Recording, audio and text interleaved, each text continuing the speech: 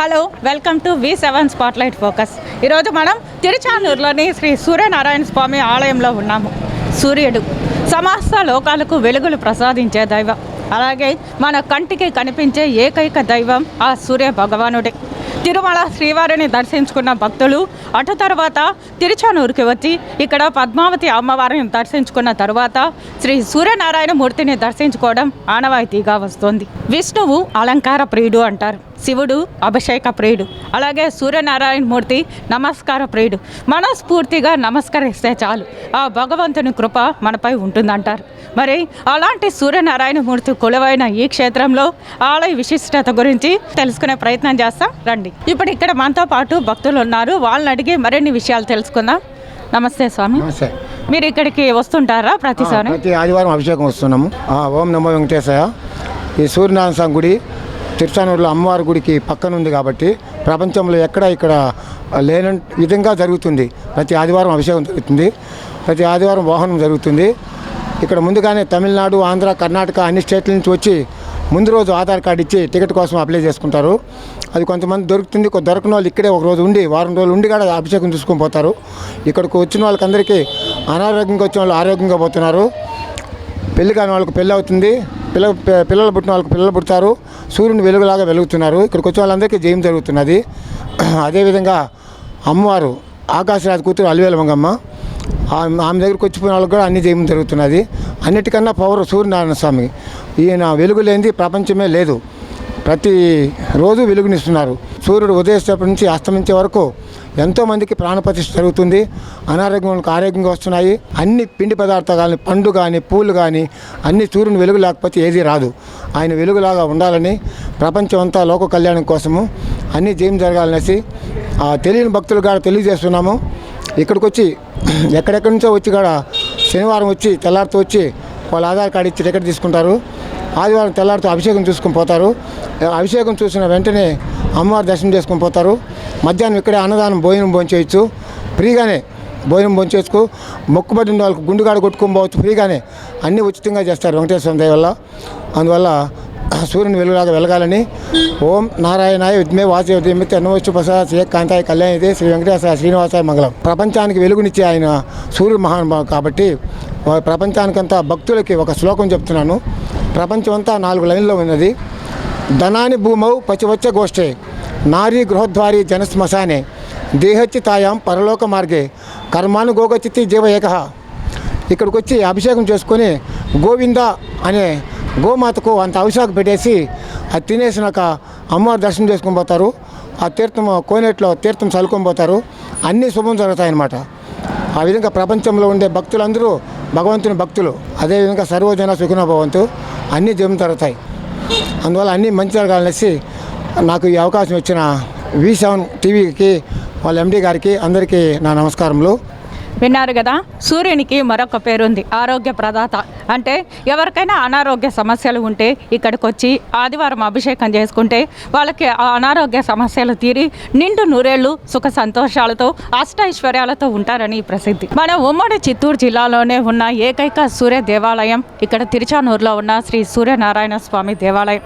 మరి ఈ ఆలయ విశిష్టత గురించి తెలుసుకోవడానికి మనతో పాటు ఉన్నారు ఆలయ అర్చకులు రవి స్వామి. వారిని అడిగి మరిన్ని విషయాలు తెలుసుకుందాం. స్వామి నమస్తే. స్వామి ఓం నమో వెంకటేశాయ. శ్రీయాద్యాసిత వక్షసం శ్రీచచేతన మందారం శ్రీనివాసమహం భజే. ఈ సృష్టికి కర్త కర్మ క్రియ కలిగిన స్థితికారకుడు ఆ పరమాత్ముడు శ్రీమన్నారాయణుడు శ్రీ మహావిష్ణువు యొక్క స్వహస్తాలతో ప్రతిష్ఠించబడిన ఈ సూర్యనారాయణ స్వామి దేవాలయం ఎంతో విశిష్ట కలిగినది. దీనికి పురాణాల్లో కూడా చెప్పబడింది. ఈ ఆలయము ఈ కలియుగం ప్రారంభంకి ముందు జరిగిన ఒక మన పురాణాల్లో చెప్పబడిన కథను అనుసరించిగా చెప్పవలను. కలియుగ ప్రారంభం ముందు భృగు మహర్షి వారు ముల్లోకాలకు వెళుచు చివరగా వైకుంఠం వెళ్ళినప్పుడు భృగు మహర్షి వారు తన రాకను గమనించలేదని కోపంతో భృగు మహర్షి వారు విష్ణువు యొక్క వక్షస్థలం మీద తాడనం జరిగినప్పుడు శ్రీ మహాలక్ష్మి అమ్మవారు కోపంతో రగిలిపోయి భూలోకానికి వచ్చేశారు. భూలోకంతో రావడంతో పాటు ఆమె కొల్హాపూర్లో అర్చావతారంలో అక్కడ వెలిశారు.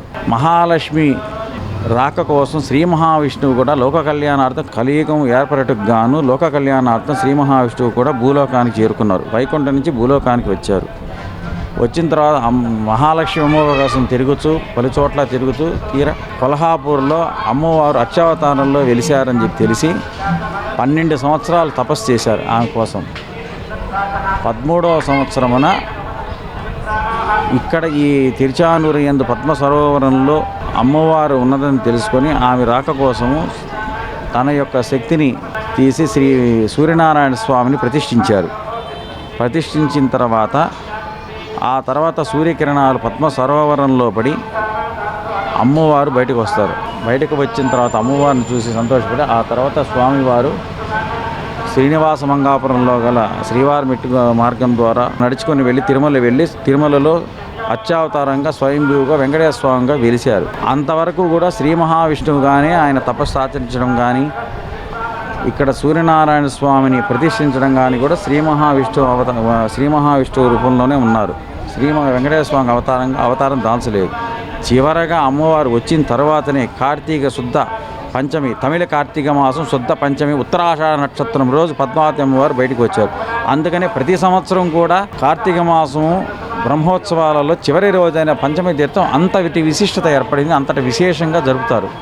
ఎందుకంటే అమ్మవారు బయటకు వచ్చిన రోజు పద్మ సరోవరం నుంచి బయటకు వచ్చిన కార్తీక శుద్ధ పంచమి ఉత్తరాషాఢ నక్షత్రం కనుక ఆ రోజు చాలా విశేషంగా చక్రస్నానం అంటారు, పంచమి తీర్థం కూడా అంటారు. ఆ రోజు చాలా విశేషంగా జరుపుతారు. స్వామివారు కొండపైకి వెళ్ళిన తర్వాత అక్కడ అర్చావతారంలో వెలిశారు కాబట్టి వెంకటాద్రి సంస్థానం బ్రహ్మాండే నాస్తికించిన వెంకటేశ సమోదేవో నభూతో నభవిష్యతి కలో వెంకటనాయక అంటారు. అంటే వెంకటేశ్వర స్వామి అంతటి దేవుడు కానీ వేరే ఇతర ఏ దైవం ఎలాంటిది గతంలో కానీ ఇప్పుడు కానీ ఏమీ లేదని మనం చెప్తాం. ఈ సృష్టికి స్థితికారకుడు పరమాత్ముడు కర్త కర్మ క్రియ కలిగిన ఏకైక అలాంటి దైవం అనేది లేదు. అందుకని బ్రహ్మాండ దేవుడిగా మనం అభివర్ణిస్తున్నాం. ఈ శ్రీ సూర్యనారాయణ స్వామి వారు ఈ తిరుచానూరు క్షేత్రాన్ని భాస్కర క్షేత్రంగా చెప్తాము. సూర్యనారాయణ స్వామి వారు భాస్కర క్షేత్రంలో 7 అడుగుల ఎత్తులో చక్కగా చూడటానికి ఇలాంటి యొక్క బింబం మనకి ఎక్కడా ఉండదు, కనిపించదు. 7 అడుగుల బింబంతో వెలిసి ఉన్నారు. సాక్షాత్ శ్రీ మహావిష్ణువే తన స్వహస్తాలతో ప్రతిష్ఠించారు కాబట్టి ఆయనలో ఎంతో విశిష్టత ఉన్నది. ఆయురారోగ్య ప్రదాతగా కోరిన కోరికలు నెరవేర్చే దైవంగా బాసిల్లుతున్నాడు. దీంట్లో ఎలాంటి సందేహం లేదు. చాలా చక్కగా అద్భుతంగా అందరికీ అర్థమయ్యే రీతిలో వివరించారు స్వామి. మరి భక్తులు దర్శించుకోవాలంటే ఆలయం ఎన్ని గంటలకి ఓపెన్ చేస్తారు? మధ్యలో బ్రేక్ ఉంటుందా లేదా నిర్విరామంగా దర్శనాలు జరుగుతూ ఉంటుందా మా వీక్షకుల కోసం? శ్రీ సూర్యనారాయణ స్వామి వారి ఆలయంలో ప్రతిరోజు కూడా ఉదయం 5:30కు ఆలయము తెరుస్తామండి. 5 నుంచి 6 వరకు లోపల స్వామివారికి దీపారాధన శుద్ధి అలంకారం అయిన తర్వాత 6 నుంచి 6:30 వరకు విశ్వరూప దర్శనం, అంటే అర్చన హారతి ఏమీ లేకుండా భక్తులకి దర్శనం మాత్రమే ఉంటుంది. 6:30 నుంచి 7:15 వరకు మొదటి గంట అంటే నైవేద్యం ఆరాధన కైంకర్యం అంటారు. ఆరాధన తోమాల గంట మొదటి గంట ఉంటుంది. అది అయిన తర్వాత 7:15 నుంచి నిర్విరామంగా 11:30 వరకు అర్చనా హారతి ఉంటుంది. మరలా తిరిగి రెండవ కాలం అంటే మనకు ఈ శాస్త్రంలో త్రికాల నైవేద్యం అంటారు. ప్రాతకాలం అంటే ఉదయము, మాధ్యాహ్నికం అంటే మధ్యాహ్న కాలము, సాయంత్రకాలం అంటే సాయంత్రం. అలా రెండవ గంట అంటే మధ్యాహ్న కాలం 11 నుంచి 12 వరకు ఉంటుంది. ఆ ఒక అరగంట మళ్ళీ దర్శనం ఉండదు. మళ్ళీ 12 గంటల నుంచి సాయంత్రం 5:30 వరకు నిర్విరామంగా దర్శనం సర్వదర్శనం ఉంటుంది. 5:30, 6 సాయంత్రం గంట, మరి తిరిగి 6 గంటల నుంచి రాత్రి 8 గంటల వరకు దర్శనం ఉంటుంది. అర్చనా హారతి ఉంటుంది. 8 గంటలకు ఏకాంత సేవ, స్వామివారిని శయనించడం. అంటే ఇందులో భోగమూర్తి ఉంటారు, లోపల కొలువై ఉన్నారు. ఆ భోగమూర్తికి ఏకాంత సేవ చేస్తాము. భోగ సూర్యనారాయణ మూర్తి అంటారు ఆయన. తిరిగి 8:15కి ఆలయం సీలు వేయబడుతుంది. అలా ప్రతిరోజు ఆదివారం మాత్రము ఉదయం 5:30 గంటలకు ఆలయం తెరిచిన తర్వాత దర్శనం ఉండదు. కంటిన్యూగా శుద్ధి మొదటి గంట ఉదయం 6 నుంచి 6:30 గంట ఉంటుంది. 6:30 నుంచి కూడా అభిషేకానికి ఏర్పాట్లు చేసుకోవటం. 7 గంటల నుంచి అభిషేకం ఉంటుంది. 7 నుంచి 8 వరకు చాలా విశేషంగా అభిషేకం జరుగుతుంది. 8 గంటల నుంచి 9:30 వరకు అభిషేకం తర్వాత అభిషేకాంతర దర్శనం కొంతసేపు భక్తులకి అవకాశం ఇచ్చున్నారు. తర్వాత శుద్ధి అలంకారము, మళ్ళీ స్వామివారికి పూల అలంకారం అన్నీ చేసి మళ్ళీ 2వ గంట నైవేద్యం పెట్టి, అంటే 11:30కు మామూలు నిత్య రోజుల్లో మామూలుగా 11:30కి 2వ గంట ఉంటుంది. అభిషేకం జరిగిన రోజు ఆదివారం ఉదయం మాత్రము స్వామివారికి అభిషేకం అయ్యి అలంకారం చేసి తర్వాత వెంటనే నైవేద్యం పెట్టాలి. అది శాస్త్ర ఇంకా చెప్పబడింది. నైవేద్యం పెట్టిన వెంటనే నిర్విరామంగా దర్శనం ఉంటుంది. సాయంత్రం 5:30 వరకు, మళ్ళీ 5:30 సాయంత్రం నైవేద్యం, 6 నుంచి 8 గంటల వరకు దర్శనం, అర్చనా హారతి ఉంటుంది. 8 గంటలకు ఏకాంత సేవ. విడి రోజుల్లో మాదిరిగా ఆదివారం కూడా అదే సాయంత్రం మామూలుగా. మరి స్వామివారి జన్మ నక్షత్రం హస్త నక్షత్రం అంటారు. ప్రతి నెలలో వచ్చే హస్త నక్షత్రం రోజు విశేషంగా ఏమైనా పూజలు జరుగుతుందా ఇక్కడ? స్వామివారికి జన్మ నక్షత్రం హస్త నక్షత్రము. నెలలో 27 నక్షత్రాలు ఏ నక్షత్రమైనా నెలలో ఒకసారి వస్తుంది. ఆ విధంగా హస్త నక్షత్రం స్వామివారు శ్రీ సూర్యనారాయణ స్వామి వారి యొక్క జన్మ నక్షత్రం హస్త నక్షత్రం. ఆ రోజు విశేషంగా ఉదయం 7 గంటల నుంచి 8 గంటల వరకు స్నపన తిరుమంజనం జరుగుతుంది ఉత్సవమూర్తికి. ఆ స్నపన తిరుమంజనం అనేది ఏకాంతంగా జరుగుతుంది, భక్తులకి అవకాశం లేదు. సాయంత్రము విశేషంగా అలంకరించి వీధి ఉత్సవం జరుగుతుంది. ఉత్సవం అయిన తర్వాత ఆస్థానం ఉంటుంది. ఉత్సవం 5 నుంచి 5:15 వరకు జరుగుతుంది. 5:15 నుంచి 6:15 ఆస్థానము నైవేద్యం అన్నీ అయిన తర్వాత తిరిగి యథావిధిగా మూలవర దర్శనం ప్రారంభమవుతుంది. సూర్యనారాయణకి మరొక పేరు కూడా ఉంది స్వామి, ఆరోగ్య ప్రదాత అంటారు. ఆ పేరు ఎలా వచ్చిందో ఒకసారి మా వీక్షకుల కోసం వివరిస్తారా? సూర్యనారాయణుడు సృష్టికి వెలుగుకారకుడు. సప్తాశ్వరధమారూఢం ప్రచండం కశ్యపాత్మజం శ్వేతపద్మధరం దేవం తం సూర్యం ప్రణమామ్యహం. ఈ సృష్టికి వెలుగుకారకుడు సూర్యుడు. వెలుగు అనేది ఆరోగ్యాన్ని ప్రతీకగా చెప్తాం అన్నమాట. ఇప్పుడు మనకు వెలుగు అనేది లేకపోతే సమస్త ఈ కోటిలో ఏ జీవరాశులు కూడా మనుగడ సాధించలేవు. నవగ్రహాల్లో గ్రహాలకు అధిపతి అయిన సూర్యభగవానుడు ఆరోగ్య కారకత్వాన్ని పొంది ఉన్నారు. ఆరోగ్యం అనేది ఆరోగ్య ప్రదాత, ఆరోగ్యాన్ని ప్రసాదించుతూ ఉంటాడు. ఆత్మకారకుడు కూడా సూర్యుడే. మన మానవాళి జన్మలో వారి యొక్క గ్రహస్థితి పూర్వజన్మ కర్మానుసారము జాతకంలో ఏర్పడి గ్రహస్థితి అనేది కూడా పూర్వజన్మ కర్మానుసారంగానే ఉంటుంది. ఆ జాతక స్థితిలో సూర్య భగవానుడు అనుకూలంగా స్థితి కలిగి ఉంటే వారికి సమస్త ఆయురారోగ్యములు, ఉన్నత పదవులు అన్నీ సంప్రాప్తిస్తాయి. సూర్యుడు ఒక రాశిలోంచి మరొక రాశిలోకి మారడాన్ని మనం సంక్రమణం అంటాం. అలాంటిది ధనుసు రాశిలోంచి మకర రాశిలోకి సంక్రమించడాన్ని మనం మకర సంక్రాంతిగా జరుపుకుంటాం. ఈ మకర సంక్రాంతి రోజు కూడా తిరువీధి ఉత్సవం జరుగుతుంది అంటారు. మరి అది ఎలా జరుగుతుంది స్వామి? సూర్య భగవానుడు మేషరాశి నుంచి మీనరాశి వరకు, అంటే నెల రోజులు మాత్రం ఒక రాశిలో సంచారం చేస్తారు. రాశి నుంచి ప్రతి రాశికి మారేటప్పుడు విశేషంగా సంక్రమణములు 2గా చెప్తున్నాము. ఉత్తరాయణ పుణ్యకాలం ఉత్తర సంక్రమణంగాను, దక్షిణాయన పుణ్యకాలం దక్షిణ సంక్రమణంగాను చెప్పుకుంటున్నాము. ఈ మకర సంక్రమణం అనేది ధనస్సు రాశి నుంచి మకర రాశికి ప్రవేశించినప్పుడు ఆ రోజునే మకర సంక్రమణంగా చెబుతూ, అంటే ఉత్తరాయణ పుణ్యకాలంగా చెబుతూ ఆ రోజు విశేషంగా మనం మకర సంక్రాంతి పండుగ జరుపుకుంటాము. ఆ సంక్రమణ రోజే ఇక్కడ సూర్యనారాయణ స్వామి వారి ఆలయంలో మూలమూర్తికి విశేషంగా అభిషేకం ఉంటుంది. అది కూడా ఏకాంతంగానే అభిషేకం అనేది చేస్తాము.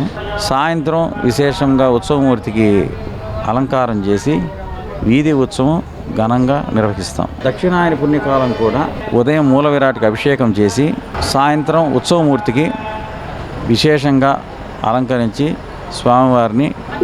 స్వామివారికి వీధి ఉత్సవం జరుపుతాము. ఘనంగా వీధి ఉత్సవం చేస్తాం. అంటే దక్షిణాయన సంక్రమణం ఆ రోజు. రథసప్తమిని మనం సూర్య జయంతి అంటాం. అంటే సూర్యుడు పుట్టిన రోజుగా రథసప్తమిని మనం జరుపుకుంటాం. ఆ రథసప్తమి రోజు ఎలాంటి పూజలు, ఎలాంటి అభిషేకాలు జరుగుతాయి స్వామి ఇక్కడ? రథసప్తమి మాఘ శుద్ధ సప్తమి రోజు రథసప్తంగా మనం చెప్పుకుంటాము. మాఘమాసంలో వచ్చు, శుక్లపక్షంలో వచ్చు సప్తమి నాడు రథసప్తమిగా చెప్తాం.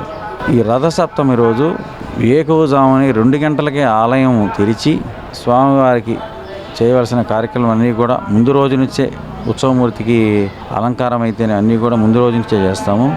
విశేషంగా మూలమూర్తికి రథసప్తమి రోజు ఏకవదనం 2 గంటలకి ఆలయం తెరిచి అభిషేకానికి అన్ని ఏర్పాట్లు చేసి 3 గంటల నుంచి 4 గంటల వరకు విశేషంగా ఘనంగా అభిషేకం చేస్తాము. కొత్త వస్త్రములు, మేల్చాట్ వస్త్రములు అన్నీ కూడా అలంకరించి స్వామివారికి వివిధ రకాల పూలమాలలతో స్వామివారి నిండుగా అలంకరించి భక్తులకి దర్శనం ఇచ్చేలా ఏర్పాటు చేస్తాం. ఆ రోజు ఉత్సవమూర్తికి కూడా కొత్త వస్త్రములు, వివిధ రకాల ఆభరణాలతో అలంకరించి స్వామివారిని 5:30కే ఇక్కడ మండపం నందు తీసుకొచ్చి మండపంలో అశ్వవాహనం మీద కూర్చోబెట్టి స్వామివారికి అలంకారం చేసి 6 నుంచి 7 గంటలు అంటే సుమారు 1 గంట పాటు వీధి ఉత్సవం జరుగుతుంది. రథసప్తమి రోజు చాలా విశిష్టత కలిగి ఉంది. ఎందుకంటే సంవత్సరం పొడుగున సంవత్సరంలో ఏకైక దినం రథసప్తమి. ఆయనకి చాలా విశేషంగా ఇక్కడ ఆలయంలో స్వామివారి కైంకర్యం కానీ అన్నీ కూడా చాలా బాగా ఘనంగా నిర్వహిస్తాము. భక్తులు కూడా చెప్పుకోదగ్గ స్థాయిలో చాలామంది బాగా ఉదయం నుంచి రాత్రి వరకు నిరంతరంగా దర్శనం వస్తూనే ఉంటారు. కనీసం 20 నుంచి 25 వేల మంది 25 వేల మంది వరకు కూడా దర్శనం చేసుకుంటారు. ఆ రోజు చాలా చాలా విశిష్టమైంది. ఆ రోజు చాలా విశిష్టత కలిగింది. ఆ రోజు రథసప్తమి. మీ అమూల్యమైన సమయాన్ని మాకు కేటాయించి మాకు ఎన్నో విషయాలు, తెలియని విషయాల్ని సవివరంగా వివరించారు. మీకు చాలా ధన్యవాదాలు స్వామి. చూశారు కదా, మనకు తెలియని ఎన్నో విషయాలను అర్చక స్వాముల వారు సవివరంగా వివరించారు. మన చిత్తూరు జిల్లాలోనే ఉన్న ఏకైక సూర్యనారాయణ దేవాలయం తిరుచానూరులో వెలసి ఉంది. సాక్షాత్తు ఆ శ్రీవారే ఇక్కడ సూర్యనారాయణ మూర్తిని ప్రతిష్ఠించారు. కాబట్టి మీరందరూ ఇక్కడికి వచ్చి దర్శించుకొని ప్రతి ఆదివారం ఇక్కడ జరిగే అభిషేక సేవలో పాల్గొనండి. ఇక్కడ అభిషేక సేవలో పాల్గొనాలంటే ప్రతి నెలలో వచ్చే మొదటి శుక్రవారం రోజు మనకి ఆన్లైన్లో అభిషేకం టికెట్లు అందుబాటులో ఉంటాయి. లేదంటే ముందు రోజు ఆదివారం ముందు వచ్చే శనివారం రోజు ఉదయం 9 గంటల లోపల మీ ఆధార్ కార్డుతో డిప్యూటీ ఆఫీస్లో వచ్చి తీసుకోవచ్చు. చూశారు కదా, ఇది ఇవాల్టి స్పాట్లైట్ ఫోకస్. మరొక అంశంతో మళ్ళీ కలుసుకుందాం. చూస్తూనే ఉండండి V7. కెమెరామెన్ భాస్కర్తో రిపోర్టర్ సురేఖ సైనింగ్ ఆఫ్.